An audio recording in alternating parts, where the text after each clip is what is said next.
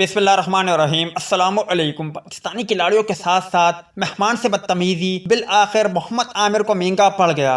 گزارش ہے اس مختصر ویڈیو کو آخر تک ضرور دیکھیں، اس ویڈیو کو لائک کریں اور اس ویڈیو کے متعلق کمنٹ سیکشن میں اپنی رائے کا اظہار ضرور کریں۔ دوستو، پاکستان سپر لیگ PSL 8 میں ہوم گراؤنڈ پر کراچی کنگ کو مسلسل دوسری شکست کا مزہ چکنا پڑا۔ اسلام آباد یونائیٹڈ نے میچ 4 وکٹوں سے جیت لیا۔ PSL 8 کے چوتھے میچ میں کراچی کنگ نے اسلام آباد یونائیٹڈ کو جیت کے لیے 174 رنز کا ہدف دیا۔ اسلام آباد نے ہدف 6 وکٹوں کے نقصان پر حاصل کر لیا۔ اسلام آباد نے ٹاس جیت کر پہلے فیلڈنگ کا فیصلہ کیا تھا۔ کراچی کنگ نے مقررہ 20 اوورز میں 7 وکٹوں کے نقصان پر 173 رن بنائے تھے۔ آپ کو بتاتے چلے کہ محمد عامر کو سوشل میڈیا صارفین ذہنی مریض قرار دے رہے ہیں، کیونکہ اپنے پہلے میچ میں انہوں نے محمد حارث سے بدتمیزی کی، اس کے بعد بابر اعظم سے بدتمیزی کی، جبکہ دوسرے میچ میں حسن نواز سے بدتمیزی کی اور اس کے بعد مہمان کھلاڑی ٹام کرن سے بدتمیزی کی، جس پر شائقین کرکٹر کہہ رہے ہیں کہ محمد عامر پر جرمانہ ادا کیا جائے، کیونکہ محمد عامر کا یہ رویہ پاکستان کا نام بدنام کر رہا ہے، کیونکہ پاکستان دنیا بھر میں مشہور ہے کہ پاکستانی لوگ اور پاکستانی کھلاڑی مہمانوں سے بے پناہ محبت کرتے ہیں، مگر محمد عامر کا یہ رویہ شاید محمد عامر پر